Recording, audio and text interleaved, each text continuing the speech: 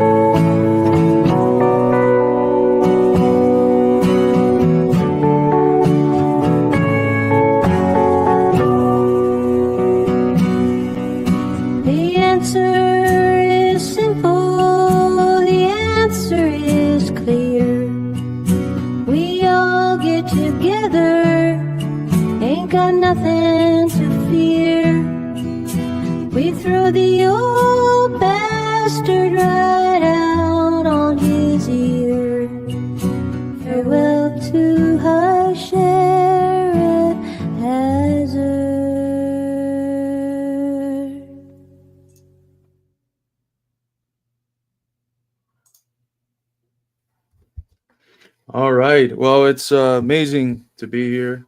I actually do enjoy streaming, so I've been pretty disappointed I haven't had a chance to do it in so long. For those watching, make sure to share the stream. Of course, the algorithm lords of the capitalist class are not going to boost streams such as this one where we expose the truth and um, demonstrate how everything they tell us about what's going on in the world is lies, lies, lies. That's what we're here to debunk and tell you the truth. So share it if you are on Instagram. Share it in your Instagram story. If you're on Twitter, retweet it. Do whatever you have to do to get the message out there. It's on you. That's your homework, to get our stream out there as far and wide as you possibly can. But Eddie, brother, how are you doing? Good, good. I'm glad we're doing a stream today. I feel like I've got lots of stuff to talk about. We've been so busy lately. It feels like we don't get the time to sit down and stream as much as we want. So it's cool to get to be here. Yeah, we've got some funny videos to talk about, some interesting videos I've been getting more into lately. Not culture war stuff, but I guess like we did the stream the other day looking at art, analysis of art and its class roots. So I think there is, good stuff to be, we can take sort of things that happen that are considered more cultural and then draw class analysis from them. So some of the videos we're going to be reacting to today, we're going to be doing a little bit of that, which I think will be fun, kind of trying to cut through the culture war, and add some class analysis by engaging with things that are popular and viral in the culture. But yeah, I'm excited. And we don't participate in the culture war in the sense of the bourgeois. imperialist culture war and the binaries that they create, but we have a culture war of our own, that's on a much higher and more profound level, and that overcomes a lot of the binaries and some of the fake questions and problems that are posed by the bourgeois culture war. So we do participate in a form of culture war, but it isn't the one that the elite has pre-prepared for us with its own distinctive sides of the same team. Absolutely. That's a good way to put it. Got a super chat already. Thank you, Battle Cossack, for the super chat. We are, of course, a People's Funded Institute. If you become a YouTube member, you get a free ebook of Carlos's The Purity Fetish and the Crisis of Western Marxism, which is right there.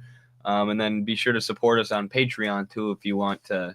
That's the best way to fund the Institute without having your money taken by some Silicon Valley oligarch. But, of course, we appreciate all our YouTube subscriptions as well. Just wanted to point out that YouTube does take a good percentage of it, so Patreon's the best way. That being said, thank you so much, Battle Cossack, for the super chat. Have you read Felix ABT books on North Korea, the DPRK? He details the insides of the market sector there. No, that sounds interesting. The DPRK is a country I've studied a lot. I would put it up there with China in terms of the countries I've studied the most.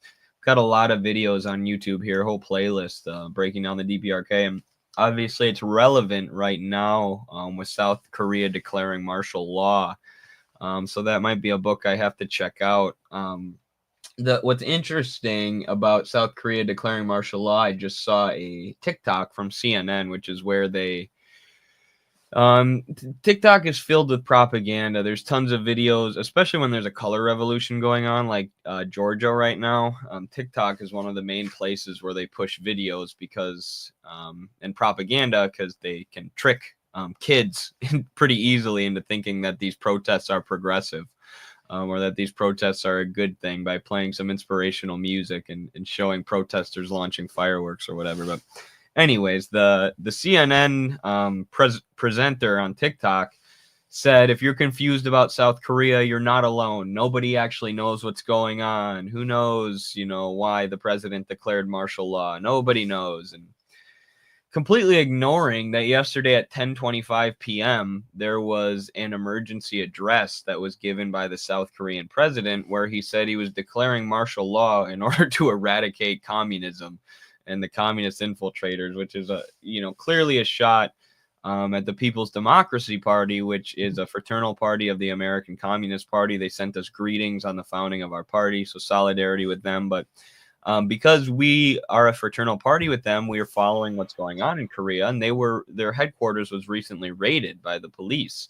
And people were arrested without warrant and had their property seized without warrant, which is illegal unless the country is under martial law, because civil rights are then suspended and the military takes full control. It's basically saying the sovereignty no longer rests with the people. Because of this emergency, we needed to rest with the military. And thankfully, there were massive protests from the South Koreans outside of the parliament, which pressured the parliament to then block the president from doing this. But it's very interesting that the Western media is like, we don't know why they're doing this, when the president is openly saying, we're doing this to crack down on people for their political ideology, which is, South Korea is one of the most dictatorial countries on earth, or autocratic countries on earth. And, we're told that it's the liberal democratic paradise while the people in the North are living in this authoritarian hellscape. And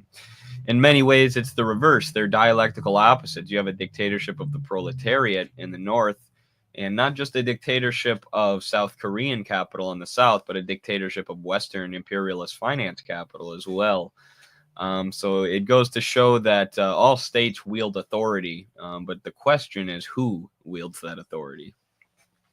No, you're absolutely right, and perhaps we could somewhat cynically say that it is a liberal democratic paradise, because that's what liberal democratic paradises produce.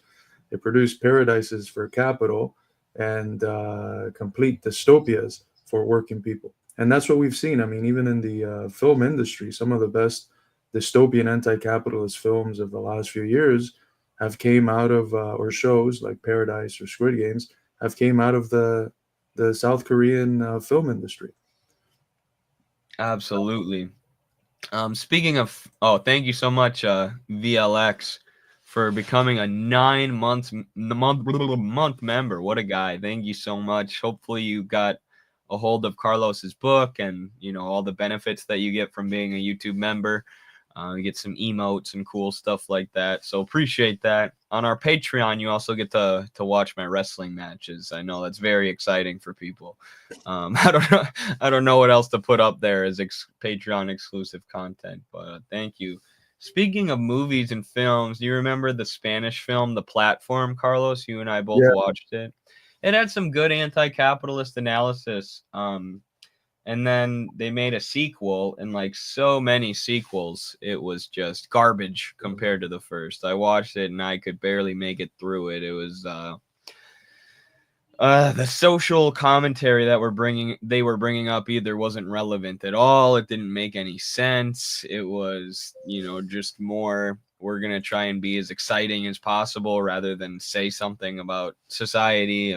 So that was complete trash. And thankfully, I looked it up on Rotten Tomatoes, and most people felt the same way that I did. They thought it was trash. And it's interesting how, most people don't consider themselves to be Marxists, of course, but like Carlos was saying, when you get a movie that accurately, or a TV show or any kind of piece of art that accurately depicts people's conditions and makes, real social commentary that people think is poignant, they like it. Even if Mhm. they're not a Marxist, they like Parasite, they like Squid Game, because they're like, yes, this is saying something true. This is saying something correct about our reality. And when you get a movie like The Platform 2 that doesn't say anything, they tend to hate it.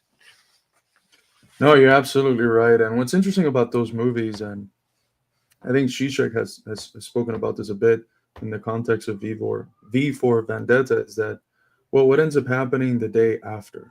Um, what's the positive content that emerges out of that which is being critiqued and treated in a negative manner? And with the case of V for Vendetta, Zizek makes this joke that he would sell his mother into slavery for V for Vendetta 2 to see what happens after the revolution is done. And what's interesting about the platform is that it's got a very nice critique of social fragmentation and the immense inequality that we have today, which is worse than any other time in human history. But so what comes after that? What sort of possibilities do those conditions create for a new world, or is it just that the end of it? And it's almost as if the sequel, the movie that comes after, is always forced to address that, but never has the tools, the lexicon, the imagination to do that correctly, because it's forced to operate necessarily within the confines of this Western leftist critique of the system, which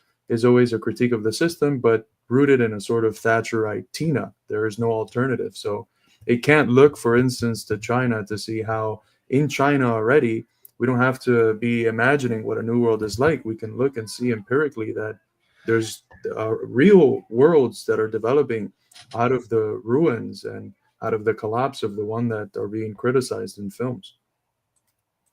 Yeah. The second movie, it's the people try to come up with a system in order to feed each other in this platform, and it just there are the, not a spoiler alert, nobody should watch this movie, it's a waste of your damn time. But if you, spoiler alerts if you want to watch it, but these people get together and become the enforcers of the law. They call it the law. That means you have to share your food so nobody starves, and they just start arbitrarily killing people for no reason. They get drunk with power and they just start massacring people, and people break, like tiny little laws that aren't that important, and they'll like sever their arms for it. And of course, it's supposed to be socialism. This is what happens when you try to share food with people.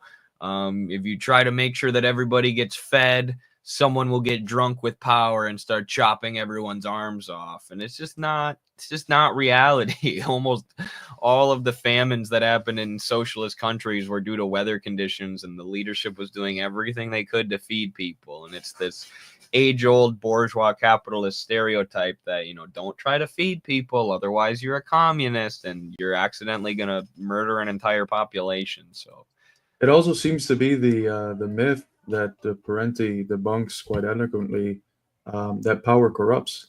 You know, be always fear power, because somehow in some form it's always going to turn into something worse than that which came before that new form of power. So um, that's a powerful ideology that keeps us too fearful of even fighting for something new, because we already have in our subconscious the conception that when that new thing comes, it might be even more even more horrendous than what we have now.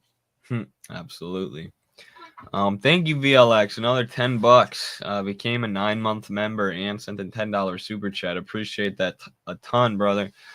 Slightly unrelated, but do you guys have a take on Animal Farm in 1984? I see those two books cited a lot by normies, like it's the beginning and end of their political thinking, and it annoys me so much. Yeah, I mean, Animal Farm is just pure garbage. It's a representation of the Soviet Union that, if it wasn't created by the British MI6, who many people think Orwell was connected to, the British State Department, then it might as well have been. Even if he wasn't the Fed, he was doing Fed work with that book. It's not an accurate representation of the Soviet Union, and this isn't to say the Soviet Union was a paradise and a utopia, but similar to the platform too, it doesn't even address the real problems that went on in socialism. It's just, one person got drunk with power and started murdering everyone for no reason. Like, that's not accurate. And then they send the working class in Animal Farm, the horse who represents the working class, they send him to the glue factory at the end. Spoiler alert if you haven't read or seen Animal Farm yet. I'm sure we all had to read it in high school, but and it's just like, the materially the conditions of the working class after the revolution in Russia got so much better in so many ways. And in what way, did they just ship all the people off to the glue factory to die? It's such an inaccurate representation, and it's such an easy way to critique the Soviet Union, because you're literally creating a straw man. You're creating, you don't want to act, or Orwell didn't want to critique the Soviet Union on its merits. He didn't want to actually dig into the scholarly literature like someone like Grover Furr does. So what do? Just create a freaking cartoon farm and say that's the Soviet Union, and here's what happens. It's absurd. In 1984, I would say the similar things. Like, what society ever has looked like 1984? If there's any society that looks close to 1984 where everything's directly controlled, it's the US, where they're spying on us and stuff. But who has ever even advocated or built a society like that, where Big Brother is watching you all the time? Haas has this hilarious critique where he says actually 1984 would be the best society ever, because you wouldn't have to worry about anything. You could just hang out with your friends and know that everything's taken care of. But if you read a book like Aldous Huxley's Brave New World, it's so much more similar to society today, to neoliberal society. Huxley was so much more astute than Orwell was. There's these people. There's this pill in Brave New World called Stoma. Soma. Yeah. Yeah, or Soma. Yeah, and the people take it, and it puts them in a state of euphoria, so they never question the system, and they'll just go along with whatever the ruling class is telling them. And then you have this underclass of people, of course, who don't have access to that. And so it's about class inequality, but it also has these critiques that or these predictions, like people taking pills in order to be more compliant and be able to handle the struggles of everyday life under capitalism, which is just like what the pharmaceutical industry pumps into society today. So 1984, 1 out of 5. Brave New World, 4 stars out of 5. Yeah, I agree. It's also a very cheap and crude form of critiquing ideology. Um, and that point that that you mentioned Haas makes is something that Zizek makes as well. And of course, both Haas and myself share a similar foundation as readers of Zizek, at least very early on. Um, but it's more oppressive and controlling to have a condition where you think that you're free and you lack the very lexicon through which to express your unfreedom, like we have in the West. than a condition where you're very clear about the fact that there's certain restrictions and parameters as to what you can say, but at least you can recognize them and see them there and be conscious of the limitations and then operate within them. Um, there's this joke that Zizek gives of the Soviet Union as a good contradictory figure. There's the rational kernel and the mystical shell. But there's this friend that tells his other friend outside of the Soviet Union that he's going to write to him. And if he writes in red ink, everything that he's saying is true. If he writes in blue ink, everything that he's saying is false. So he sends him a letter and he tells him, everything is perfect. There's an abundance of food. The media is free. All this paradise style thing. But the only thing that we're missing is blue ink. Right? The only thing that I'm missing is the means through which to articulate to you what it is that is actually being said, and that's where we're at in the sort of liberal, quote unquote, liberal democratic West. We're in a condition where we lack the very lexicon through which to articulate our own unfreedom, and it is only in that sort of condition that we can look at countries that have very clear structures of limitations, which are necessary in every society, and say, oh, these are authoritarian dystopian hellholes. No, those are in many ways much more free because at least they have the consciousness of those limitations. We don't. We not only lack the consciousness, but we lack the consciousness of the fact that there's a consciousness to be had in the first place. True. Yeah, it's a good point. Someone said Stalin killed 20 million people, which is amazing. I can't believe he did that all by himself. He must have had some kind of magic, the ability to kill 80 million people without decreasing your population at all. Amazing. Stalin could do it all. There he is with his spoon. He ate all the grain. Sorry, Ukrainians, but Stalin was hungry. Hello, all aboard. Get on the Holodomor bus.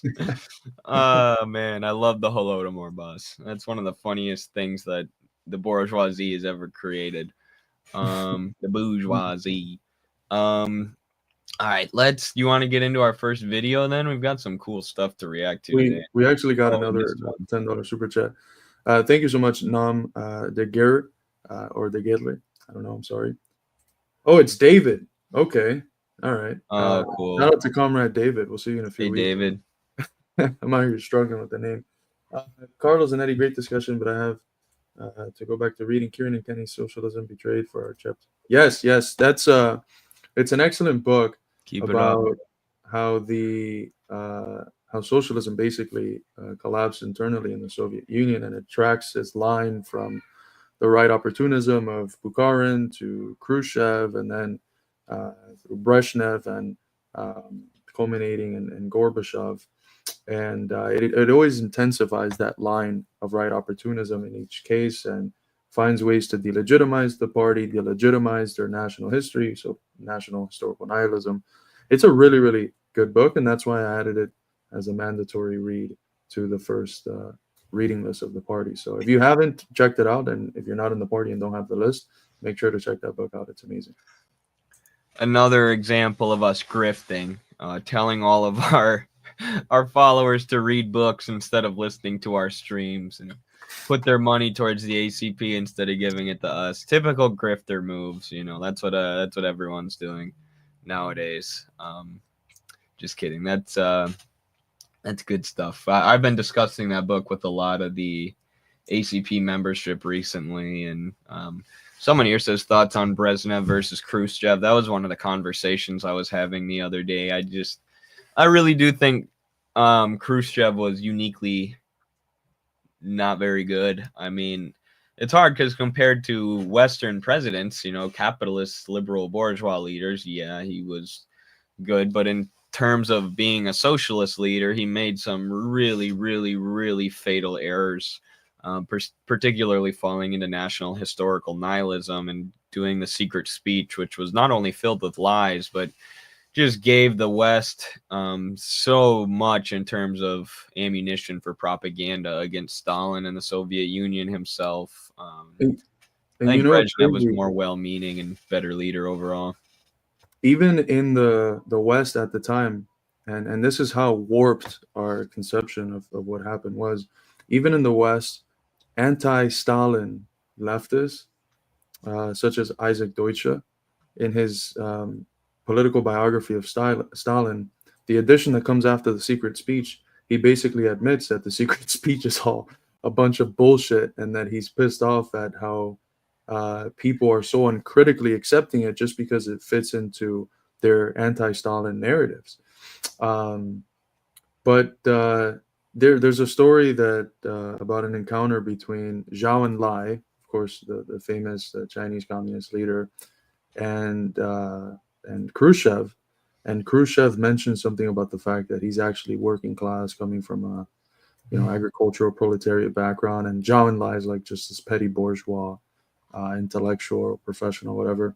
And Zhao Enlai turns around and he's like, yeah, but we do have something in common. We're both class traitors. You betrayed the working class, and I betrayed the petty bourgeoisie and stood with the working class. I think that the most interesting leader in that post-Stalin period was definitely Yuri Andropov. If Andropov wouldn't have been as bad of health and as old as he was when he came to power, it might have been a different world that we would have been in now. The Soviet Union might have survived. If we would have gotten Andropov when he was like 45, oh boy, the Soviet Union would still be a world superpower today. Um, It was Unfortunately, hard. that wasn't the case. Yeah, it was hard too because that was, by the 80s when he took over, when things were already going downhill. So he had inherited a very tough situation, but yeah, maybe they got him with the heart attack gun that they got Chavez with. Everyone in Venezuela believes Chavez was killed Oh by yeah, I do. FDR. I mean, I don't know No if I can one. say that on YouTube without getting banned, but 100%. I got there and I was tiptoeing when I was asking that question because I didn't want to like seem conspiratorial about their beloved leader. Hmm. Um, and I asked everyone, and everyone was like, "Yeah, they fucking killed him. Well, you They know what killed him." happened with the nurse, right? Who was taking Yep. care of him? How the U.S., gave her refuge before she could be Yep. investigated. Hmm. And then the Russians, when they took those Ukrainian biolabs, they said they found evidence of it. You know, so Which is insane, man. They can literally kill anyone they want through those means, and have almost complete immunity doing so. yeah. So before we get into this video, this person says that he has a new Orthodox friend now. Yeah, I was debating this Orthodox Russian, and he was typical, Orthodox Russian, or not typical. He's from the Donbass and fought side by side with the communists, but he's anti-communist, and he was saying, this is a typical position of a lot of Russians. He didn't like Lenin, but he loved Stalin. So we're discussing that, and at first I was yelling at him because he was saying nonsense about like the Soviet invasion of Afghanistan and nonstop. But then after a while, you realize even reactionary Russians are so much smarter and more historically literate than like most American leftists. And by the end, we were laughing and like our disagreements weren't that absurd. He was actually able to make we were talking about who was better, Stalin or Putin, and of course we were making solid arguments for Stalin, but his points weren't stupid, and it's not like he's calling for a proxy war against Russia and the Donbass like a lot of these American leftists are. So we became buddies by the end. That's awesome. Was that on TikTok? Yeah, and then I clipped it today and I just put it on YouTube. It may have just gone public. I'm not sure. Oh, It was nice. for members only for a while. Nice. Oh Yeah, yeah. I want to say a couple things about my trip to Venezuela before we start reacting to Mhm. stuff. I was there for 8 days for the Youth Anti-Fascist Congress, which was really good. I was able to do quite a bit of work before I went to Venezuela. I did a really good interview with Oscar Rojas. He's a political economist out of Mexico, someone very high-ranking in terms of the educational curriculum with Morena, the ruling party in Mexico. He was going to do a class now for the whole party on political economy. So brilliant intellectual, one of my favorite political economists of our time. We spoke about the party. They're extremely, extremely excited about the ACP. They're very excited about the framework that I put forth in the book on American Marxism. They see themselves, they see the project of Mexican humanism as a way of constructing Marxism with Mexican characteristics, or Mexican Marxism, which is super interesting. I had already had a comrade from Iceland do a review on the book, where he said that the title of the review was "Why We Need Icelandic Marxism." So hopefully it springs up from around the world and everyone does a variation of their own country's Marxism. But they were very interested also in the civilizational idea of America that we have, um, where there's a sort of identity base that we all have as parts of the Western hemisphere. It used to be called the New World for a reason. As a civilization, both the North and the South have a lot of components in common. We have both the European history, we have the African history, and we have the indigenous history. And we share various varieties of blending those three histories together. And any attempt to reduce this new thing composed out of this triad of different fountains of civilizations and traditions and cultural traditions, any attempt to reduce it to either the indigenous history or the African history or the European history is going to necessarily be one-sided and fail to recognize the newness that this Western hemisphere that we call the Americas represents. And even though we have, in terms of the influence of European history, certain differences where the North is Anglican and Protestant and Anglo, and the South is more Hispanic, Portuguese, Catholic, etc., that's not a difference that makes that much of a difference in terms of thinking about the newness of this civilization that is being constructed, I think, in the West. So I proposed to him that in this era of multipolarity, what are developing are post-national states that take the form of civilizational states that respect the national sovereignties of the territories and peoples within the civilization, but which operate at a almost like meta-national scale, which is what a civilization basically is. And in the multipolar world, we have to think about the Americas as a civilization of its own, united, um, respecting the national differences and sovereignty. Of course, we don't want to have a left wing Monroe doctrine, far from it, but it would be helpful to think about that situation, or at least to put it up as a hypothesis. And that's part of the reason why I think the party has to be called the Communist Party of America. This entity that's the United States, it's very clearly collapsing. It's almost like the archetype of the world that is falling apart before us. And we are genuinely Pan-American. The vision of Bolivar, the vision of Martí, and all the great Pan-American thinkers is one that at least I personally share. And I think it's going to be more and more relevant in this multipolar world where we're forced to think about La Patria Grande, or Nuestra America, in a form that's inclusive of both the North and the South. So I was pleasantly surprised to see that that idea resonated a lot with Oscar. So hopefully we can continue dialogue and communication on those specific topics, because they're open questions. That's part of what makes the identity possible, that in both the North and the South of the Americas, the question of our own identity is an open question. We're not like Germany that can go back to millennium long histories and reconstruct its identity in a very clear manner, or England, or any of the countries from Europe or Asia, or the Western Asia, or whatever, or Africa. You know, we are a continent that has a very recent and new history, and that because of that newness is still quite indeterminate and capable of freely determining its own destiny.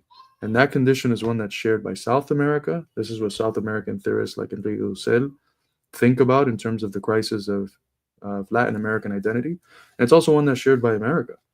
Um, so if we share that condition of having our own identity be a question that is yet to be answered by us, then we share an identity. So, but yeah, that was Mexico. Um, then I made my way to Venezuela. In Venezuela, I got to do a couple interviews in Telesur about the Trump presidency, one in Spanish, one in English, and then a couple speeches in Spanish at the Congress, one of which had to do with the relationship of exploitation to fascism, where I made the argument that if fascism is, as Dimitrov said, the open terroristic dictatorship of finance capital, right? And if we're going to talk about exploitation, then we have to remember that Marx said in the third volume of Capital that debt is a form of secondary exploitation that happens after the moment of production. And in the context of the US, everyone's fucking indebted for various things, for wanting to have a home, for getting sick, for wanting an education. That is a general reality that most Americans experience.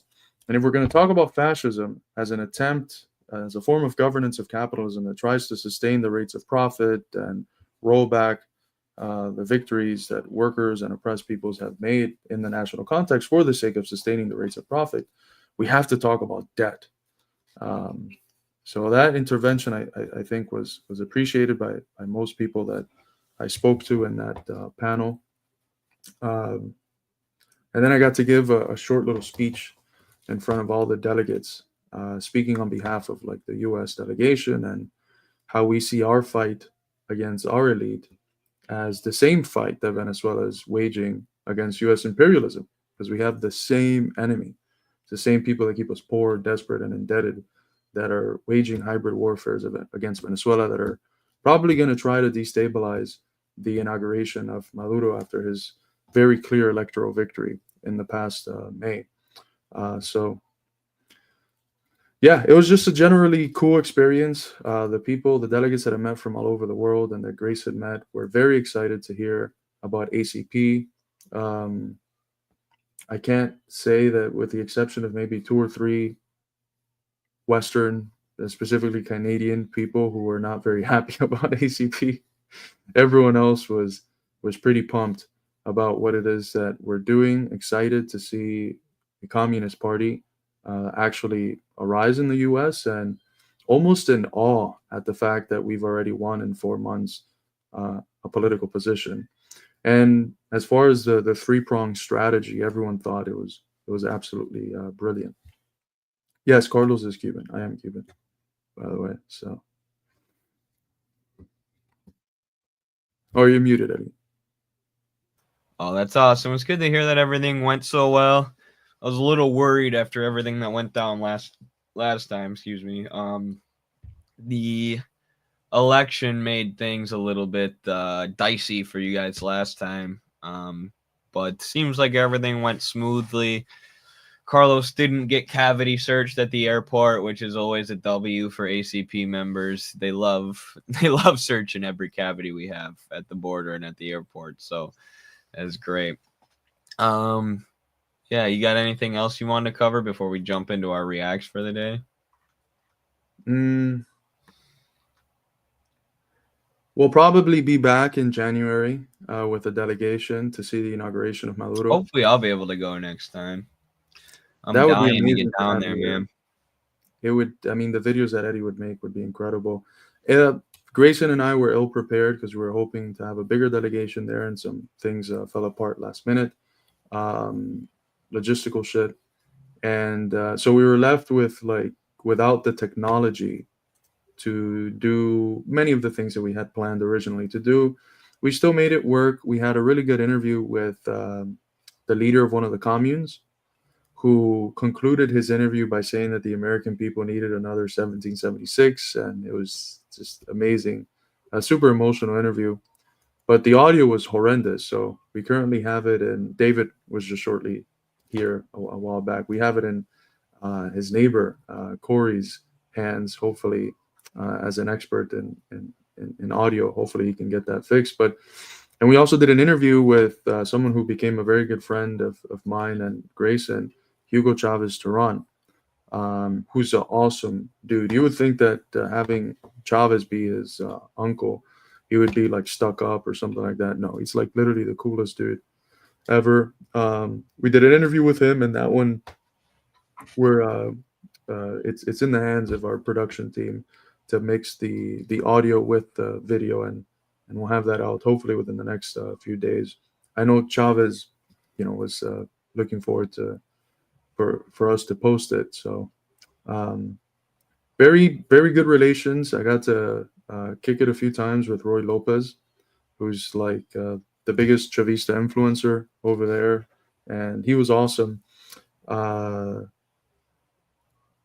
yeah, he was amazing. He's a good friend of Jackson's and solid Marxist Leninist dude. He was wearing a Stalin shirt to the Congress, which is awesome. And one of the things, and this is the last point I'll make, just so we can get to the reacts. But I talked to you about this a little bit, Eddie. But we've been studying Venezuela for many years now. Eddie himself becomes communist through studying Venezuela. He has his right wing teacher tell him, "What about Venezuela?" And then he just goes to study, and he's like, "Oh yeah, socialism is based." But one of our critiques of Venezuela, which was comradely, and rooted in our support for the Chavista process, was that at times it almost felt a little bit naive about imperialism and the state and what's necessary in order to carry out the transformation it posits for itself as attempting to carry out. And one of the things that I noticed this time around was that everyone was basically a Marxist Leninist. All of the people, the mid-level leadership of the party, high-level leadership of the party, they were quoting Lenin left and right, talking about the abolition of the bourgeois state, the need to construct a socialist, communal state on the basis of a new logic of social relations. And this was everyone from the vice president, Jorge Ariasa, to communard leaders, to high-level people in the PSOV and in the youth wing of the PSOV. Everyone saw the process, the Chavista process, through Marxist-Leninist terms and understood that they're at that stage where things have to be cranked up. And the revolution is going to be made, we could call it more radical. I saw comments about creating conditions where power cannot be lost in certain municipalities, and in municipalities where there is no power yet, power has to be taken. So, I mean, you listen to this and you're like, oh my God, I'm listening to Lenin and Stalin talking about Russia and the building of hegemony. And it was really special. And then when you speak to them, you're like, well, I've seen this transformation over the last few years, my studies, and the last time I was here, and this current trip. And they tell you, no, Pablo, this was part of the plan the whole time.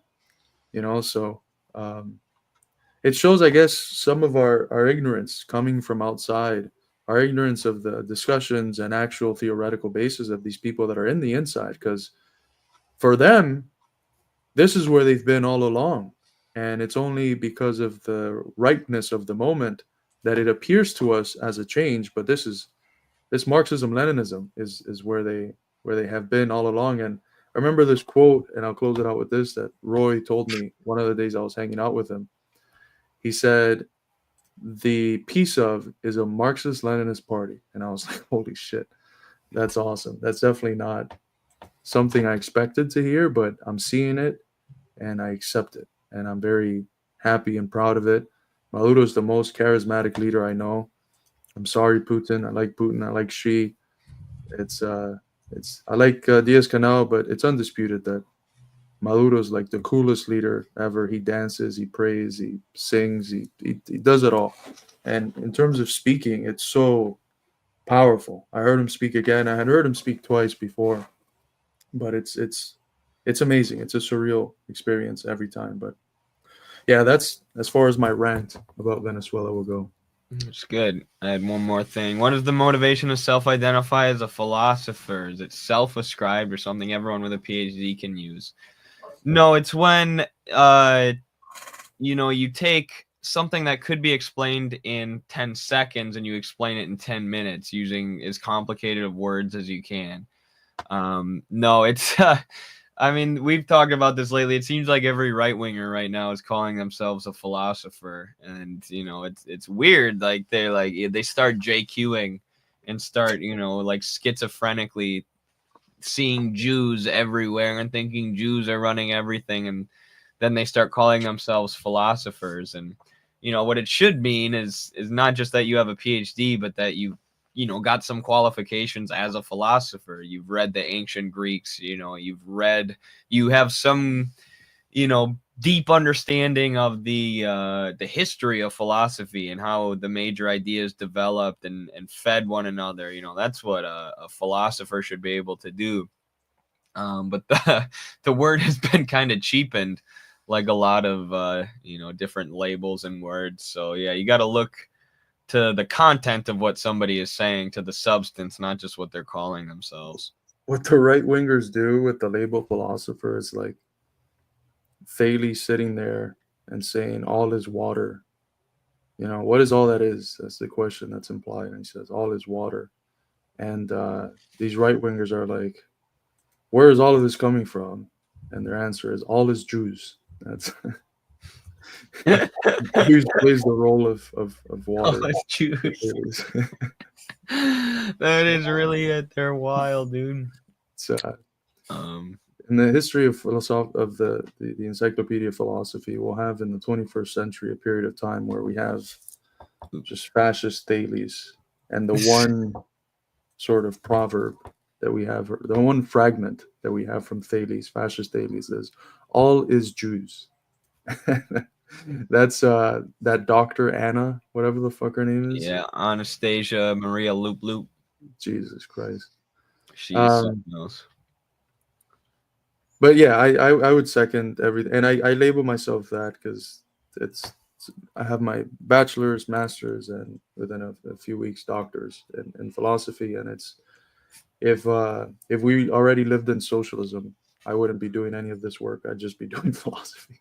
So that's every second I spend doing this work is a second I'm not reading Hegel, and I'm pissed off about that for the rest of eternity. But that's fine. Correct philosophy is that which confirms common sense and what you already knew implicitly. Incorrect philosophy is philosophy that makes you doubt your own common sense, that could only be written by some dude sitting in an ivory tower, completely detached from reality and work and labor. But I'm 12 and this is deep equals philosophy. I don't know if I agree with that, but that's funny. Alex, our friend Alex once said that philosophy is the only major where you go into the university and come out of it knowing less, because you have put into doubt everything you previously thought you knew, and now you come out knowing less. That's so true. That I think I went through like a bout of like existential dread and depression in college. I think it was the postmodernism, got me to like doubt my own common sense, and I had to dive into Marxism and study philosophy to reaffirm to myself that common sense was correct and that there is an external world. Yeah, I could go on a whole rant now because I've been reading materialism and imperial criticism, but I get it. Like, it is fun to read. Like, when you're reading economics, it's tough. It's takes a lot of it, yeah, but philosophy, everybody has a philosophy. Everybody has a worldview. So it's fun to talk about how we see the world and how we interpret the world and how we come to know truth and things like this. But anyways, let's react to our first video today. This is a bit of an old video. It went viral. The right wingers were very mad at it for what I'm gonna say are the wrong reasons. There's a kernel of truth in what the right wingers were mad at. They're really fed up with celebrities being out of touch and talking about these things that don't relate to regular people.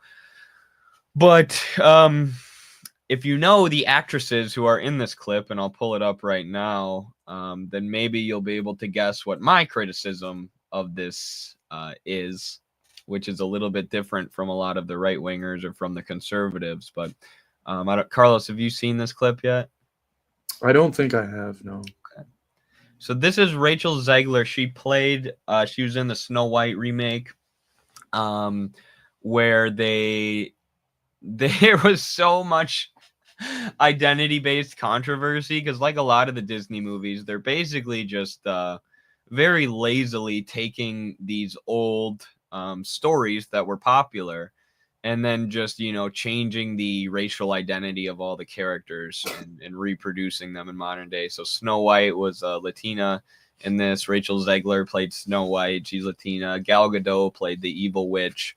And there was controversy because they used like CGI for the dwarves instead of actually hiring little people, which was then, they were considered that to be offensive because it's like you're hiring every different identity group, but not the little people who would be perfect in the role of the dwarves. There's a whole bunch of other controversy around it, but the interview process, and particularly this actress Rachel Zegler's interviews, went extremely viral, especially this one. And it has a lot of buzz and controversy surrounding this movie. I don't know if the movie was actually released yet, but here we go. Stage. When am I not crying in public? It's so upsetting. Why were you crying? Oh my gosh! I saw the well, we didn't even see. We didn't even see, but I saw the logo and I went, "That's my name. Snow White's up there," and I cried my eyes out. What was it like seeing yourself for the first time in full Snow White drag? I love that description. It's perfect. Oh my God. Well, when you get to wear Sandy Powell, first of all, insane. And then you get to be lit by Mandy Walker and Nadia Stacey designed your hair and makeup. It's like the most incredible thing in the world. And then all of a sudden you open your eyes and you watch the playback, which I never do. And I saw myself on screen and I just wanted to throw up. I was so happy about it. And it was the most incredible experience. And the fan reaction was insane. We didn't even see what they were clapping for. I think it was good. I don't know. Sizzle. Yeah. We didn't see anything. Yeah. We're still waiting. You see yourself as the evil queen. You are not evil. You are not evil. You're a queen, but you're not evil. What was it like? We'll see about that. Wait till I have the lowdown on this actress after this. Seeing yourself as the evil queen for the first time. We did not see the clip, so I still haven't seen anything. When you were in makeup. But when I was in makeup, just like she said, we got to work with such an amazing crew, and it was just like the best it could ever be.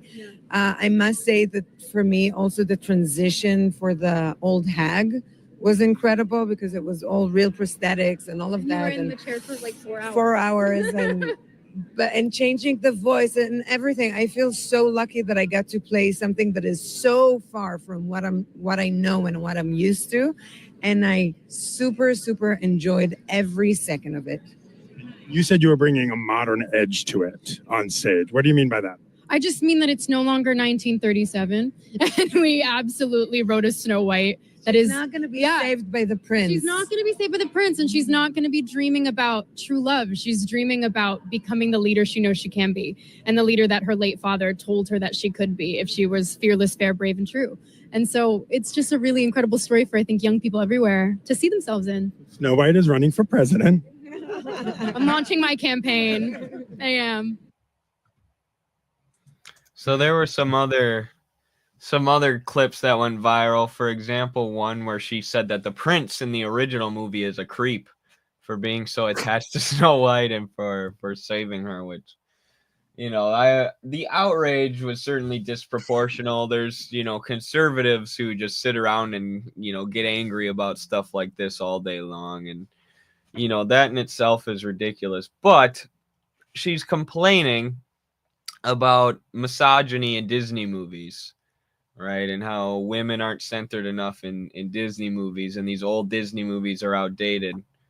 But this lady, Gal Gadot, who she's standing next to, who they said is not a bad person, served in the Israeli occupation forces that is currently committing a genocide in Gaza that has killed nearly 200,000 people and countless children, and destroyed countless homes in the defenseless Gaza Strip, where a man-made famine is being enforced on the people there and the children there through the blockade.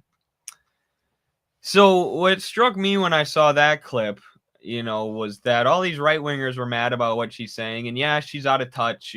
She's complaining about these cultural issues that aren't that important to people. But she's complaining about culture issues while standing next to somebody who served in, the equivalent of the Third Reich, who served in, the most explicit and obvious example of a fascist military force in the world today.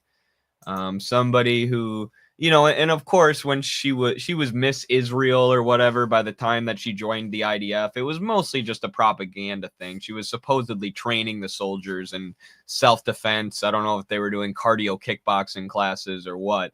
Maybe they let her fire a few drones at children from a video game controller. But it was a largely symbolic role in the military, but like that's still her main role for the IDF is to do propaganda, which is something that she's still doing to this day, trying to convince Americans that the occupation forces are the good guys, trying to convince them they're defending themselves when they're actually committing a genocide. And the more famous she gets as an actress, the more roles she gets, the more she can do that. And of course, we've seen Palestinian artists and Palestinian celebrities get insane backlash, like Bella Hadid, get insane backlash and lose roles and be attacked by so many people for saying that genocide is wrong. Meanwhile, everybody ignores the fact that this lady literally served in a fascist army, genociding a population and children. And it shows the absurdity of America. It really is like, the Hunger Games is kind of an on the nose analogy for capitalism, but it really is like the capital, I think, in that fiction series, The Hunger Games, is really a good depiction of Hollywood. Right? You have these people living in insane wealth, complaining about misogyny in cartoons from the 1930s, next to somebody who's, part or guilty of doing propaganda for mass murder. Somebody who's basically a Joseph Goebbels in modern day, let's be honest, not to give Gal Gadot more credit than she deserves, but that's what she's doing. Celebrities have huge influence over Americans, and she's influencing them to support an active genocide. So, and eventually, actually, I'll give Rachel Zegler credit. She came out and said "Free Palestine" once this kind of became a controversy, Gal Gadot's IDF service, and I don't know if they're friends anymore. So maybe people shouldn't be as harsh on her as they're being. But yeah, that's the first thing that struck me. The right wingers are, and even to critique the conservatives who obsess over this cultural stuff. They're mad at her for critiquing a 1930s Disney movie while she's standing next to a genocide heir. So yeah, to critique the liberal and the conservative sides of the culture war there. You're absolutely right. I mean, it shows the complete tensions and contradictions and the absurdity of the liberal worldview of what we call wokeism, which includes its false mirror reaction, which is anti-wokeism from the conservatives you're talking about. But it is not okay to have a love story where a woman is given a purpose that is divorced from the contemporary and only acceptable purpose that women ought to have, which is being a girl boss, which is all you get in medias and shows. We must condemn the idea that women can have some form of feeling of flourishment from family life and love and all of these different things that, yeah, they're important for human life and they're part of what makes life special. But who cares about that when you can be a fucking girl boss and, kick ass like every other movie and show that Hollywood puts out? So that's not okay. It's not okay to say women can have a family life that's meaningful and have love as a centerpiece of their life. But what's okay is having a person that serves in a genocidal army and that supports the forces that are carrying out a genocide that has massacred 200,000 innocent people and continues to do so in a ferocious manner. So those are that captures beautifully the contradictions of liberalism and what identity politics is all about. We want to fight for a feminism that is reducible to only allowing one choice for women, which is becoming a girl boss. If not, you're a loser. And if you want family and love and all these other things, you're a reactionary conservative from the 1930s.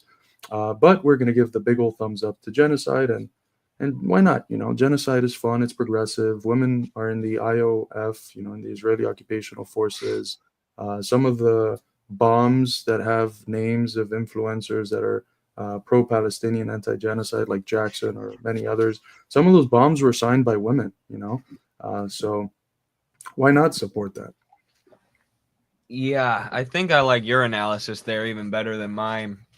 I didn't think of some of the points that you brought up, but then yeah, she got all this backlash for these interviews, and I'm sure that was hard. I'm sure it's hard to get so many people angry at you. That's something I experience a lot, but like not on the level of her, where you have this internet anger cascading down on you, but at the same time it's like, just log off the internet, like that Tyler the Creator tweet. How is cyberbullying real? Just close your eyes. But then she posted a video to social media crying, which the fact that anybody would post an emotional breakdown type moment of themselves on social media for everyone to see and do it so performatively kind of shows this social media mental illness, this era of profilicity that we're living in, where people, it's not just enough to be sad and have a cry alone in your room. You have to project that to the world and try and get sympathy or try and fight back against these people. But then of course she's standing next to somebody who's helping to perpetuate genocide, and it's like, there's this thing that people say, like a Palestinian 12-year-old is more mature than an American 35-year-old. Yep. And it's just the difference in conditions, right? An American 35-year-old can't handle a lot of mean tweets, or they post their breakdown on the internet to garner sympathy. A Palestinian gets no sympathy. Much of the world is cheering on what's happening to them, which is why Ghassan Kanafani was commissioned by the PFLP to write on Zionism, because the Palestinians were like, how the hell is the whole world supporting this? And then it was even more of the world was supporting Zionism, I think. But the conditions are so much different, so much worse for the Palestinians is not comparable. And here in American imperialist bourgeois society, it is a lot like the Capitol, where we're just worried about ridiculous things. Like there's that scene in the Hunger Games where the people are feasting, the people in the Capitol, and then they take pills to help themselves throw up so that they can eat more food. And it's kind of like almost a critique of like the bulimia and anorexia problem in Hollywood. Like, our biggest problem is that, we're intentionally starving ourselves to look good on screen while, our country is our government is actively starving children who have no choice, but to not eat. Yeah. And here's that video I was talking about of her calling the prince a stalker. Just for... Oops, I gotta unmute my tab 1 sec.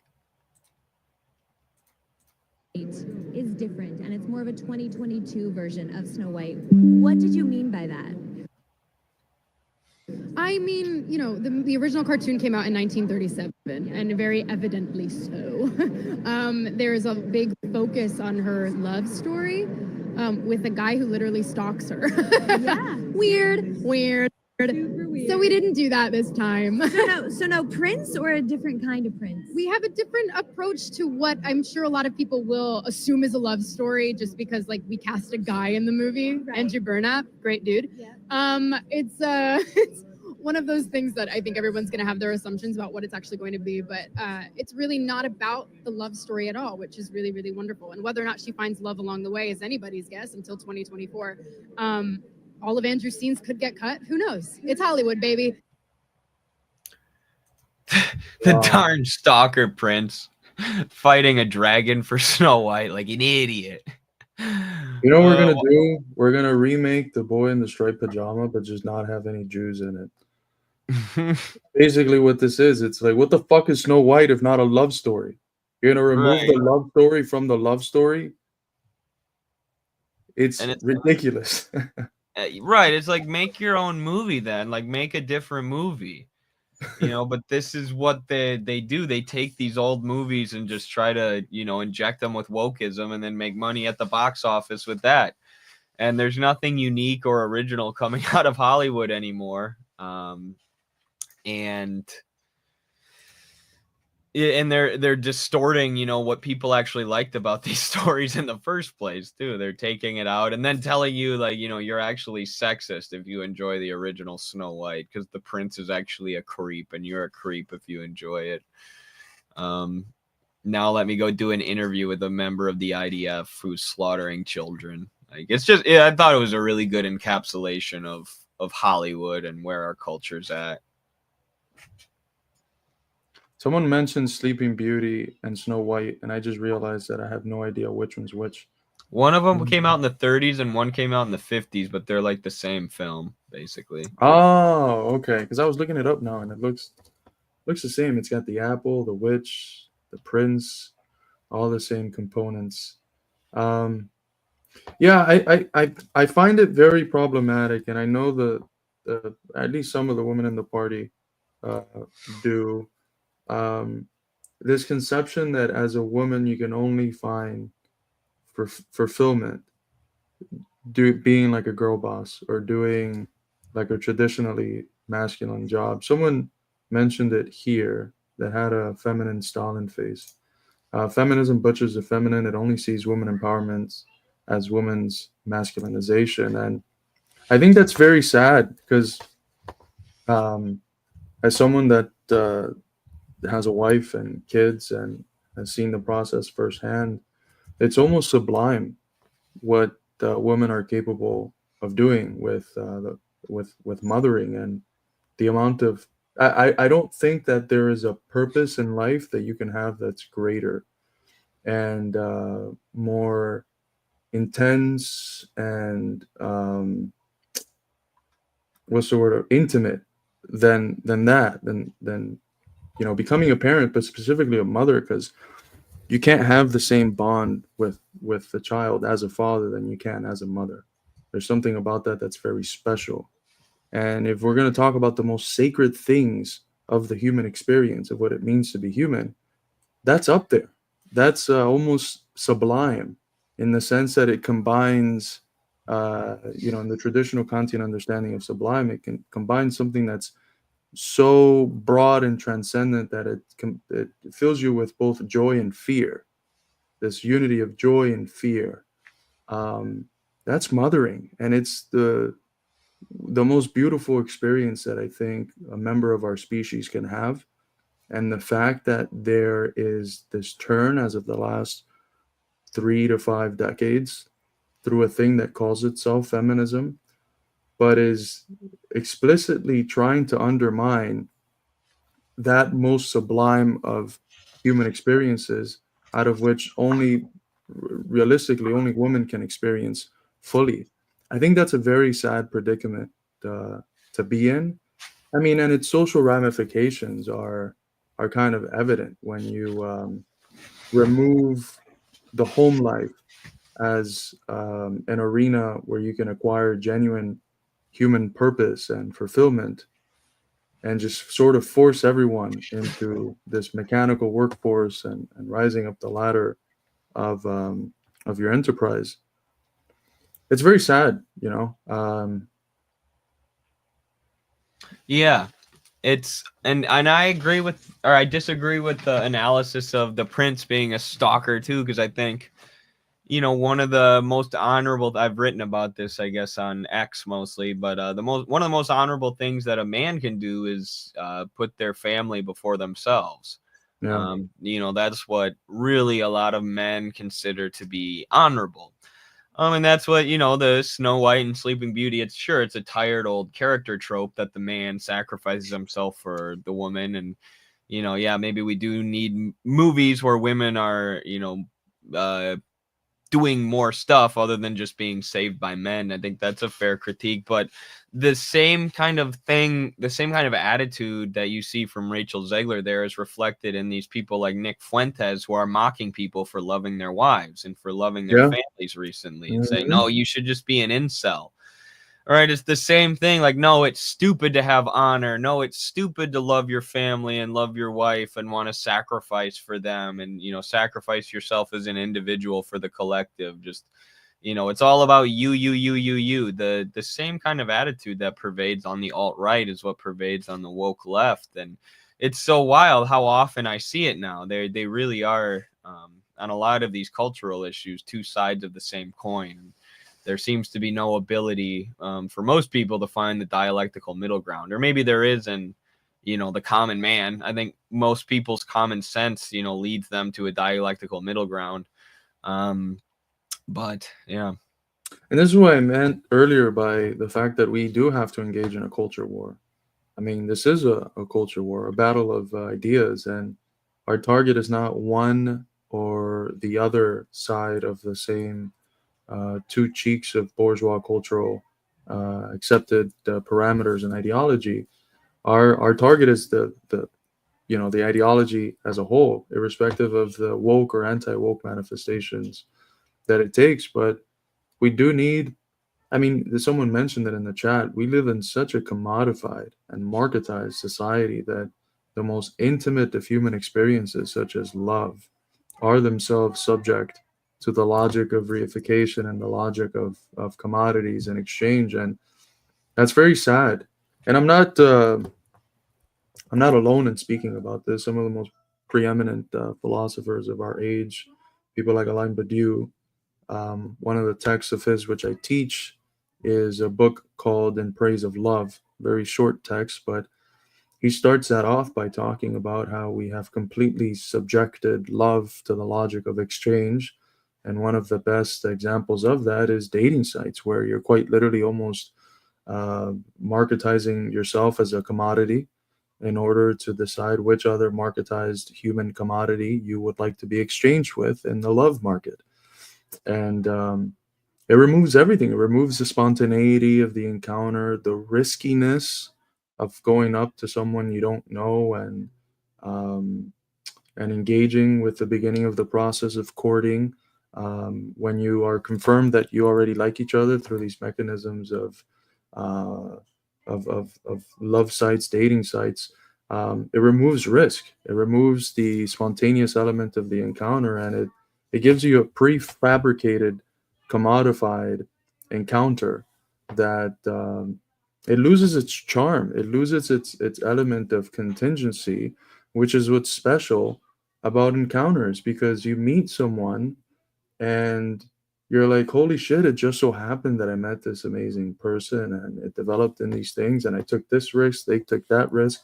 And then 5 years down the line, you look back and what originally started as contingency, as could have been otherwise, turns into necessity, right? I'm sure everyone has experienced those moments with their loved ones where you get to a point where you're like, it had to have been this way. We were meant for each other. So that dialectic where contingency turns into its opposite, necessity, it's completely lost in this process of commodifying love, because the original contingent moment is removed with dating sites. And this whole ideology that's perpetuated by someone like Zegler, what I don't know, I haven't seen any of her work previously, it feeds into that. And that's not to say that it's wrong to have movies where the figure of the person who perseveres and has a great career and does amazing things as a woman. No, those are good, but it seems like that's the only role that's acceptable for a female protagonist anymore. And that's what I think is wrong, because perhaps an even more meaningful route, I think, from my own personal experience, is that the other one that has been neglected and undermined as just something of a conservative reactionary past that we are well beyond. I don't think so. Yeah, I'd like to see a movie where they do both.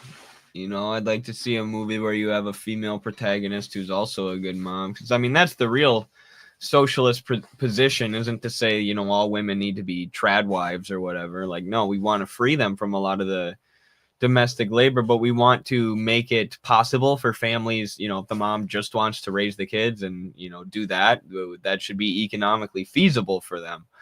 But if they want to do both, you know, if they want to be involved in production and raise the kids, you know, that should be feasible as well. And then everybody should have more free time to pursue their hobbies and intellectual interests and, you know, things that are more stimulating and make us live or allow us to live more fulfilling lives as humans. Like that's what it's all about. But it seems like liberal feminism is just like, you know, no domestic labor. You got to sell your, you know, true freedom is all women selling their labor in the market for 40 to 80 hours a week like men do.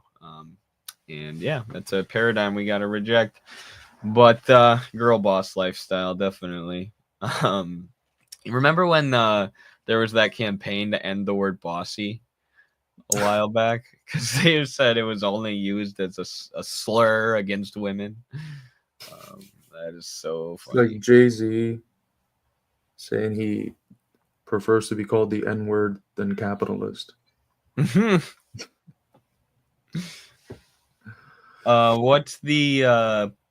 was the other video we were gonna do? We have I that hope video of the Ariana poll. Grande stroking that girl's finger. I don't know if I can watch that one again. I don't have anything to say about that anyways. We can do the post about the OnlyFans girl and the basketball player. Oh, that's right. Let's see where it's at. That one got quite a bit of traction. Our reply did. And then, of course, people completely missed the point, which is I've had for those that don't know, I made my Instagram public, which is the only public media I now have. So if you're interested in following me and seeing all the stuff I post, make sure to check me out there. But it's carlos.l.garrido. But this is the post. What was I getting at with that? If you're online at all, one of the things I have quickly realized is that people tend to miss the point 9 times out of 10 of what it is that one person is saying. I remember yesterday I made a post about Joe Biden pardoning his son.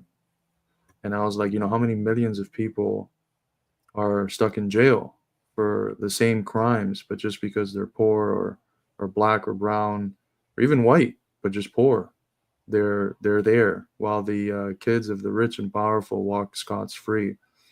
And then some asshole commented, yeah, but if you were in that position, you would pardon your son as well. It's like, well, motherfucker, that wasn't the point of what the fuck I was saying. That's kind of like the opposite of the point. Someone else was talking about how doing drugs is not a crime. It's like, Jesus Christ, people are fucking stupid. Okay, so this is what I wanted to analyze. This individual, her name is Sophie Rain, made $43 million on OnlyFans this year. And Jason Tatum, the Boston Celtics, made 35. And we commented that we live in a sick, porn-addicted society, and a lot of the left was not very happy with our commentary. So, Eddie, what are your thoughts on this phenomenon? Well, before you posted that, I had seen a video of this. I wasn't familiar with Sophie Rain before this, but a video had popped up on my timeline of her saying that she wanted to be an astronaut or a doctor when she was a little girl. And then it cut to clips of her twerking and showing off her body. And I mean, how sick is that? How disgusting is that the path of least resistance in our society, you know, is what people tend to follow, and it leads you to just commodify your body, commodify your sexuality, make more money, rather than encouraging people to, you know, do the hard work of actually chasing what their real dreams are, and living a more fulfilling life that way, and actually contributing something to society, rather than, you know, what pornography does is the opposite, degenerate society. And you know, women who are in these positions, and you see this a lot with like the OnlyFans models responding to our post here and stuff. They know, you know, what they're doing isn't fulfilling, but they have to try and convince themselves, you know, no, I'm just being a boss ass bitch. You know, I'm just being, this is a girl boss moment right here. You know, they tell themselves, it's almost like they're trying to convince themselves more than they're trying to convince us. And I think they are, because I think they know the effect that this has on their, this isn't a very Marxist word to use, but their soul.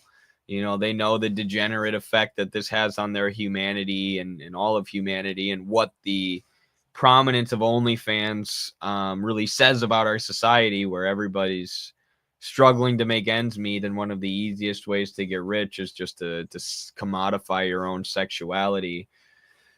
And it's terrible. It's horrible. I support the full abolition of the sex trade. I understand why people do it. I don't have hatred for the individuals, but like, this is not productive labor. This is represents the commodification of everything in society, which is one of the things that Marx, critiques capitalism for, is it turns everything into a commodity, even the things that are considered the most sacred and intimate by humanity, like sex and sexuality.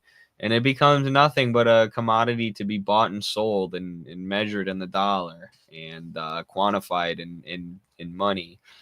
And, as Carlos was saying in our conversations about this post, if anybody, should be a privileged class, it should be the people who are most successful in the work that they do and the labor that they do, like athletes like Jason Tatum, who work their asses off for their whole life, to rise to the top of their sport. And yes, they're blessed with unique talents, and it shouldn't be just people who are blessed, being 6'5" and extremely fast and coordinated who can survive and make good money. But a lot of basketball is considered like one of the only ways for young black kids to make it out of the hood and make it out of these terrible economic conditions. And it's much more honorable than, just commodifying your own sexuality. But that's the society we have. A lot, That's a lot that's of OnlyFans models. that's one of the things that pissed me off the most. It wasn't just that people did not recognize how fucked up it is that attractive women can only have a financially lucrative career, or one of the main places that they are encouraged in order to have a financially lucrative career is this form of selling of their bodies and their souls, etc., which is very sad in its own right. But one of the things that pissed me off the most were the people that were talking about how both Tatum and Rain are doing the same thing because they're both quote unquote selling their body. This is so disrespectful to anyone who has ever been an athlete or has been in a family where their sons or parents or whatever are athletes, because athletes bust their ass in order to improve their skills. And what they end up selling as a form of labor power are those skills that they have worked countless hours refining, improving, and just getting better at their craft. And an NBA basketball player is amongst the top 100 or 150 best individuals at the sport in the whole planet. So the fact that someone would sit there and say an attractive woman selling exclusive pictures of themselves is the same type of activity as someone who has dedicated decades of work, of sacrifice. Do we know that word? That word exists. It's a meaningful word in a lot of civilizations, not in ours, but of sacrifices, of not going to parties, not eating certain things, not drinking, not hanging out with friends, but being at the gym, busting your ass and improving your skills. To compare an OnlyFans model to someone who has, through sacrifice and grit and hard work, become amongst the best 150 players in their sport, and someone like Jason Tatum, probably top 50 in the planet. There's 7+ billion people in the planet. There's hundreds of millions that play this sport. He's amongst the first 50 best. To compare those two is so disrespectful and ridiculous and ignorant that that was part of what pissed me off the most, because not only did it not see the problem in someone like Rain, which is, it's an individual, but it's a whole social trend that's pushing women towards that route because there's no genuine economic opportunity for anyone. And all they have left is, if they're attractive enough, selling themselves to desperate, usually incel men. That not recognizing that as bad is bad, but then going to the extreme of saying that they're the same thing and disrespecting, elite athletes like Tatum, which is, it's not just Tatum. Both of these are stand-ins for social phenomenons. And Tatum represents this class of individuals that has worked tirelessly and combined certain natural gifts and abilities in order to become amongst the best in their craft in the whole planet. And Rain represents just regular attractive women that are selling themselves online. To say that these are the same is literally the most ridiculous and stupid thing I think I have ever encountered on the internet, but that's what the internet is for.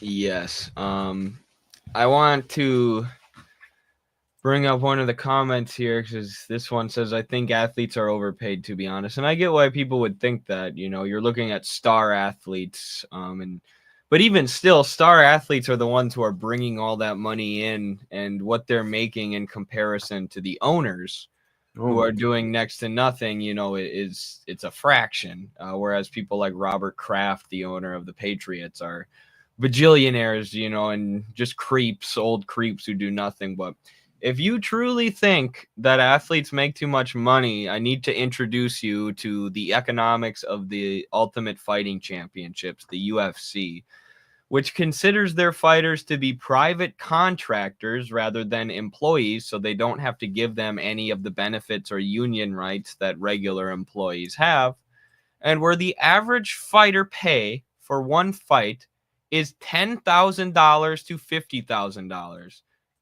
$10,000 to get in a cage and lose brain cells and get CTE with minimal chance that you might be a star one day and make it big and make a lot of money. Now, on top of that, the UFC, because their fighters are private contractors, the UFC doesn't have to pay for shit. So they have to pay for their own training. They have to pay for their coaches' flights to the venues.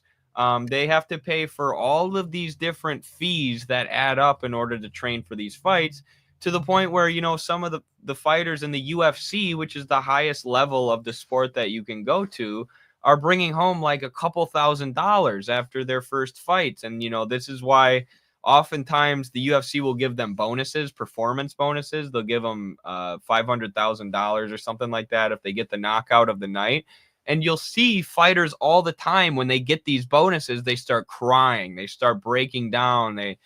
Some fighters in the cage have broken down and started talking about how, I work another job as a mechanic to get by. I'm just struggling. It's so horrific. And then at the post-fight press conference, the media most of the critical UFC media has been blacklisted from UFC events. They're not allowed to come anymore. But if anyone brings up fighter pay, Dana White has a little hissy fit meltdown like the fat loser little bitch that he is. He starts to cry. Nobody pays our fighters as much as us. Are you kidding me? Nobody knows as much about this business as me. He throws a temper tantrum because he's nothing but a personification of capital and a little whipping boy, a little attack dog for the corporate shareholders who own the UFC, even though he said the UFC would never be a publicly traded company. It now is, because there's nothing that guy says that isn't a lie. But Dana White is a multi-bajillionaire. He'll never, work another day in his life. And, in his personal life, he's a wife beater. He's a gambler. He's a piece of junk who's paying his fighters this and then getting indignant, acting like you're being an asshole if you call him out on it. And it's like, it's not just, that it's not his choice and he's paying them as much as they can. Most sports leagues pay their athletes about 50% of the revenue that they bring in. The UFC pays their athletes 20%. And they, anytime a fighter tries to take them to court or tries to fight for collective bargaining rights, they ruin them, not only in the media, but in court.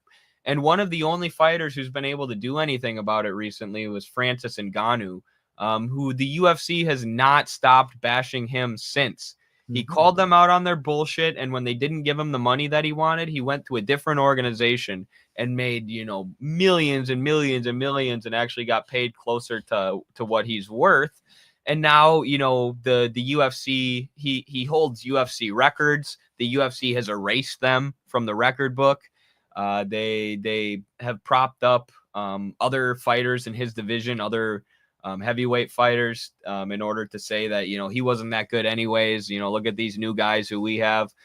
Just the slimiest tactics, and it's against these warriors. Francis Ngannou grew up in the sand mines of Africa. Literally, he was working in like a cobalt mine, and then moved to France and was living in the basement of a gym where he was training, and worked his way up to being UFC heavyweight champion. And this rich gambling addict, wife beater douchebag Dana White comes out and says, this guy's entitled. This guy's entitled. What more do you want? We're paying our fighters $10,000. And what Francis did too, he didn't just demand more money for himself. He demanded more money for everyone in the UFC. He said the people at the bottom too shouldn't be getting paid $10,000 to fight. So he stood up for everybody, and the media attacked him for it. And cowards like Chael Sonnen came out and attacked him for it on his YouTube channel too, because Chael thinks everyone should just be a sellout bitch like him and get the blessing of the UFC. And so that's the UFC, which is really the worst example of this that you'll find in terms of sports leagues treating their athletes like crap. And I get fired up when I talk about it, because I know a lot of these fighters. I see their daily struggle. I train with them. And then I see this bald, wife-beating idiot, Dana White, going to the media and talking about how all the fighters are entitled, when behind the scenes he's busting up their unions and paying them $10,000 to fight. And now he's doing this power slap league where people just slap each other in the face and get brain damage. And those fighters are being paid as little as $2,000 to fight, which is insane. Christ. Please stop doing that, people. But even with the NFL, 16% of retired NFL players go bankrupt. You have to play for a certain amount of time in order to get a pension. They don't teach you money management skills and things like that. And, a lot of these players, they leave the NFL destroyed, not just their bodies, but their brains. And there are the, horrible cases about people developing alcoholism and their personalities entirely changing because of CTE. But on top, even if that doesn't happen to you, even if you don't go into a complete downward spiral, your brain and your body is still going to be messed up. The only thing you know how to do is play football. You have no other skills, and then you have no way to make money. And that's why you see, people coming out of retirement at the age of like 60 to fight Jake Paul. It's not because they actually want to, prove their honor or whatever anymore. Or they still have, think they can reach the highest level of the sport. They just need money. And you'll see fighters fight way beyond their prime when they clearly have no motivation anymore. And it's because they just need money and they don't know how else to make it. And their brains are breaking down on them. And it's disgusting. And Dana White, there is a special place in hell reserved for that piece of shit wife beater. Wife beater. Dana White beats his wife. And I would love to tell him that to his face someday. Oh, that was an amazing analysis and rant. I didn't know that about Dana White. Yeah, it's the same thing in baseball. I played with I played with a few people that are in the majors, but someone who was an alumni from my university, from my, high school, went to Hialeah High, if anyone knows. Nestor Cortez, starting pitcher for the Yankees for the last few years. The first few years after he got drafted, he had to work as a valet parking individual in the summer, just because of how broke the minor league lifestyle leaves you, where you literally need to work as a valet parking in the summer. And that's the reality for most of these people, 99% of them. And even the ones that don't make it to the MLB, they're extremely talented individuals that have dedicated their whole lives to the sport. They're people who have the discipline that very few members of our society have, that have a drive that very few members of our society have. And the fact that a lot of them live in the misery and desperation that they live in and often don't see any way out because this is all they've done since they were little kids. It's a very sad condition to be in, and it makes it all the more disgusting that, idiot leftist online, I believe gooners is the right word for them. It's a word that I learned very recently. I don't know what it was before. Would like to equate people with this level of discipline and dedication and drive to someone like Sophie Rain. Yeah, I couldn't agree more. I could not agree more. It's you know what, I get it, because athletes, star athletes make so much income, but it's really a fraction of what the ownership is making, and then their bodies are getting destroyed, and it takes an incredible amount of discipline and hard work to get to that level, and luck too, but and genetics as well. But you have to capitalize on your genetics. I'm sure Carl, for those who haven't grown up in sports, everybody who's grown up and been involved with sports has seen this. There are people, tons of people with, incredible talent, like unbelievable talent that most everyone on the team is incredibly jealous of, and they just blow it all away by, partying and not working hard. And, they end up just working a regular job or living, a really rough life, and going to the bar every day and talking about what they could have been. But these athletes who you see at the top, it's nearly impossible to make it to that high of a level while, not working hard. In order to make it to that level, you need to have talent and genetics plus hard work. And that's what can take you to being someone like Jason Tatum. So I think a lot of people underestimate that. They think, oh, all these players are just, they're born this talented. It's like, no, there are very few people like John Jones who can live a shitty lifestyle and make it to that level. And even John Jones, I know he wrestled in Iowa. He still worked hard. He drank and smoked pot and stuff.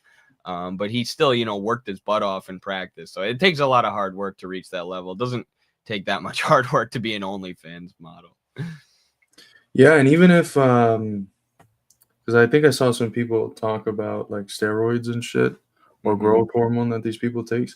Even that is a sacrifice. You think people are stupid enough to think that they're just gonna come out of it scot-free? And no, they know they're fucking taking off years off the back end of their life, but they're saying, I'm willing to make the sacrifice in order to have an opportunity to be one of the best in the world. Most of them, 90-something% of them, will not, and they will still have taken substances that remove 5-10 years off the back end of their life. That is incomparable to an OnlyFans quote unquote model. So I'm sorry to tell you that. Yes, that's so true. Thank goodness they finally have TRT, testosterone replacement therapy, where like now these athletes who destroy their hormones with testosterone when they're young can get TRT or testosterone injected and overseen by a doctor so that their levels can be, well, not normal. They'll keep them always a little bit above normal. Like I posted that video the other day of RFK with his shirt off. Like that's not normal. That's TRT being injected at abnormal levels. But still, it's better than your hormones completely crashing, because your testosterone goes down anyways. Yeah. So if you've been blasting gear, as they call it, and then you get to the age of 40 and your testosterone starts going down naturally, and you take away the gear, the rest of your life is going to be miserable. So at least they have some therapy for those people. But yeah, it is a huge sacrifice that nowadays these guys know they're making. If you're interested in learning more about that, the YouTube channel, More Plates, More Dates, I know it's kind of a goofy name, but the guy's name is Derek. He's an absolute genius. Former, has experimented with steroids and is now on TRT and warns people of the dangers, and really understands what these things do to you at a chemical level. And, there are bodybuilders who watch his show and they know what they're doing to themselves, but they make that sacrifice. Even Chris Bumstead, Mr. Olympia, like he's well aware of what he's doing and the dangers, and that's why he wants to retire at a young age. But it's a sacrifice. What are your thoughts on this new science-based lifting controversy online? Oh, I haven't seen it. What is it? It's a controversy between like the people that still prefer the old school barbarian lifting methods, and the people that follow folks like the little shortcut. Oh yeah, I know what you're talking about. Yeah, just the science-based lifting versus regular lifting debate. Yeah. I don't know. You gotta find a middle ground. Like, I do like to push myself, and I get what Sam Sulek is saying, but like at the same time, you need rest, and like science can help you better inform how you train. Sometimes I do think people become like a little obsessed with the science, though, and kind of lose the more natural aspect of you just got to work hard, and sometimes you got to push through it, and like they become hyper obsessed with how they feel. Everything's about how they feel, and you should pay attention to how you feel when you're exercising, but like part of growth is pushing through that, which sometimes the science based people will confirm that too and say science confirms that. So it's I definitely lean towards the science-based stuff. I love watching More Plates, More Dates and understanding the science of exercise and trying to apply it to my own training. But I definitely see where the other guys are coming from at the same time. Speaking of sports, I have to leave for practice in a few minutes, by the way. But I just make this point randomly. Before we get to the super chat, I'll make this point real quick. But I saw one of these people speaking about a study where they changed the machines for an NFL team from free weights, which is kind of one of the embodiments of like the non-science based lifting. There's less stabilization that you're just afforded by the machines and stuff. They changed the weights from free weights to machines, and the amount of injuries went up because while there was less likelihood of having an injury in the gym, the forced sort of self-stabilization that you get with free weights made your physique development more comprehensive and integral, and it helped you achieve less injuries when you actually performed in the field. That's so interesting.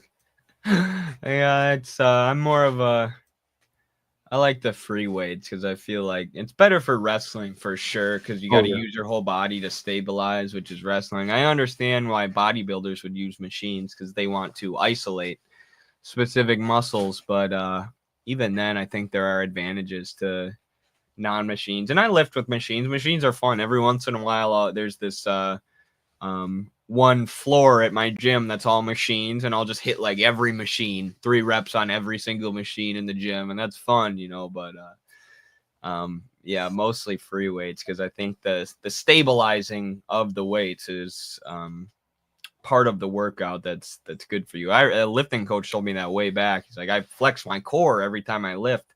That way I'm getting a core workout. And you kind of have to do that with free weights in order to stabilize them. So yeah. Shout out to Dimitri. Thank you so much. The third super chat the comrade sends. In post-USSR Leningrad / St. Petersburg, I knew some kids who were participating in fight shows where only the winner will gain compensation around $1,000 or so, and others getting only injuries and medical bills. Yeah, that's the other thing about this, that like even if you make the sacrifice and take the risk, part of what makes it a risk is that even the gain is not guaranteed, right? Whether that's monetary or in terms of victory and prestige and status and all these things, none of that's guaranteed. The only thing that's guaranteed is what you'll be sacrificing, whether it's brain damage or years off of the end of your life because of steroids or time and social life, etc. That's guaranteed, but the victories is not, and that's what makes it a risk, because what you're putting forward in hopes of getting back, you're not guaranteed to get back. Absolutely. Yeah. I know people in similar situations, Dimitri, and sometimes it's like, stop fighting, do something else. You just don't want them to, get brain damage for fighting for $1,000 to literally $0. And, you're supposed to fight as an amateur a few times, and everybody rushes into going pro because you literally get paid almost nothing as an amateur. And it's like, yeah, why would you get in a cage and fight if you're not going to get any money for it? It's a wild proposition. But I don't know. Maybe MMA will totally fade away with socialism because people won't want to get in the cage and lose brain cells and fight unless there's a monetary incentive. I honestly think that's a possibility, but like maybe they will. You know, humans have always kind of enjoyed combat. What I like about wrestling is it's combat with all of the striking removed and then all of the moves to maim or kill removed. So it's all about control, but you can't punch people and give them brain damage or break their arms on purpose, or choke them. But at the same time, the sports where you do those moves are still fun. I think, you know, there might be a place for them under socialism, just hopefully in a safer way. Because fighters are also, you know, like fighting 6, 7, 8 times a year, and they find some doctor who will clear them. You know, some doctor who was like, yeah, you're fine, go back out there. And you know, those are like the doctors that give you legal weed in South yeah glaucoma or some shit. And you'll have a situation like Michael Bisping where he got knocked out or was in a brutal fight and then fought a month later and he got knocked out and he almost lost his second eye. He lost one of his eyes fighting and then he almost lost the second one. It's like, what doctor cleared him for that? I think he actually lied to the UFC doctors. They didn't know that he had a glass eye until he retired. But that just shows you how thorough their checkups are. I would love to. I'm a big fan of her work. I really appreciated the interview that Bridget had with her, and I'd love to have her back on the channel to talk to her and perhaps get her to contribute to the Party Journal or to the Institute if she's interested. But absolutely, I have to dip out here. I do as well. Get practice in like 20 minutes, but see ya, everyone. Solidarity. All right. Well, thank you everyone for being here. It's been great to go back to streaming. It's been quite a bit of time since I've been able to stream. I might do an alone stream at some point in the near future. It's a different dynamic that we have when we have an alone stream. But thank you all for being here, and we will see you all next time. Take care, everyone. Let's see. Stand up, all victims of oppression, for the tyrants fear your might. Don't cling so hard to your possessions, for you have nothing if you have no right. Let racist ignorance be ended, for respect makes the empires fall. Freedom is merely privilege extended, unless enjoyed by one and all. So come, brothers and sisters, for the struggle carries on. The International unites the world in the song. So comrades, come rally, for this is the time and place. The international ideal unites the human race. Let no one build walls to divide us, walls of hatred nor walls of stone. Come greet the dawn and stand beside us. We'll live together or we'll die alone. In our world poisoned by exploitation, those who have taken, now they must give. And end the vanity of nations, we've but one earth on which to live. So come, brothers and sisters, for the struggle carries on. The International unites the world in the song. So comrades, come rally, for this is the time and place. The international ideal unites the human race. And so begins the final drama, in the streets and in the fields. We stand unbowed before their armor, we defy their guns and shields. When we fight, provoked by their aggression, let us be inspired.